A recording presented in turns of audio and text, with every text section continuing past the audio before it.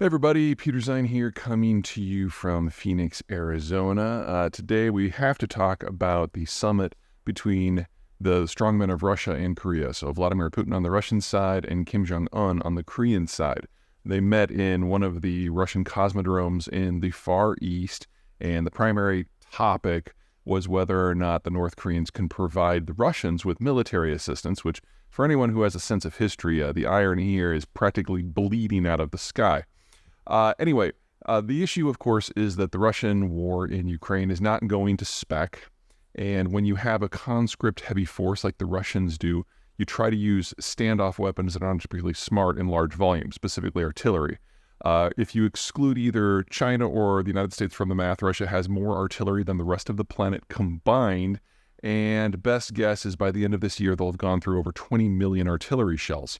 Artillery shells don't age particularly well, and after they're more than like 10, especially after 20 years old, the explosives start to crystallize a little bit, and that can make things decidedly lively when you try to, move them, especially when you try to launch them. So the Russians have had a lot of accidents with the transport system, their logistical system, and then, of course, they've had a lot of barrels and the artillery just blow up from the inside. All of these are bad things if you're trying to launch a lot of artillery.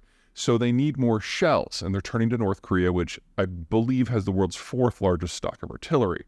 The problem here, of course, is that North Korea's industrial plant isn't exactly great either, and a lot of the North Korean stuff is actually older than the Russian stuff. Gives you an idea of how desperate the Russians are for ammo.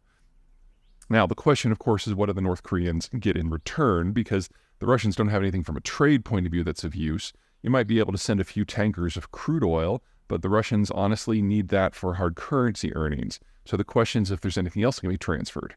In terms of military technology, there really isn't. One of the things that the Indians have found out recently, that they've been developing missiles and planes with the Russians where the Indians provide a lot of the capital, and then the Russians provide the technical know-how.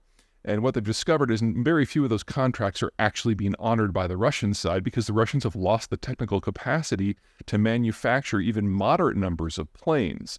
So they're now starting to back out of all their contracts because they realize that the Russians have been lying to them the whole time. In addition, there's some talk of like maybe a nuclear-powered vessel or submarine, but it's taken the Russians 15 years to build their last nuclear-powered ship, which was an icebreaker.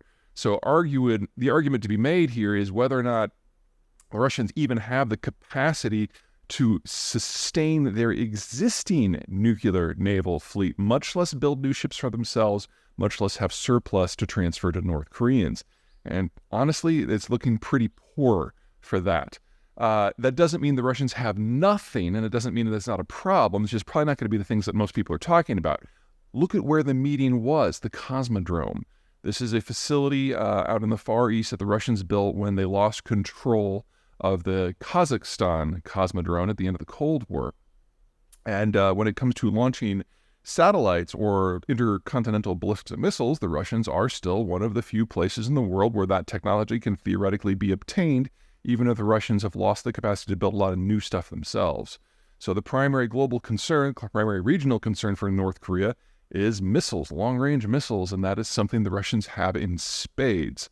So whether it's officially part of a program to launch a satellite into space, which, whatever, or more likely to deliver a payload to another hemisphere, that is something the Russians can and probably are willing to transfer to the North Koreans because the Russians are no longer party to any meaningful arms control treaties at all, which will generate no end of headache, not just for the South Koreans and the Japanese and the Chinese, who, newsflash, the North Koreans hate the Chinese, but also the United States.